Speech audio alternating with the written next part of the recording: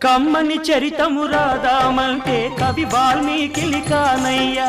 కమ్మని చరితము రాదామంటే కవి వాల్మీకి కానయ్యా గానముతో కొలవాలంటే ఘన త్యాగయ్యను కానయ్యా గానముతో కొలవాలంటే ఘన త్యాగయ్యను కానయ్యా ఆశతో కోవెల కడదామంటే తహసీల్దారును కానయ్యా ఆశతో కోవెల కడదామంటే తహసీల్దారును కానయ్యా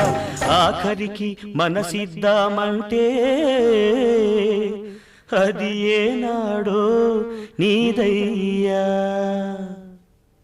ఏమయ్యా ఏమయ్యా ఓ రామయ్యా ఎలా సేవించాలయ్యా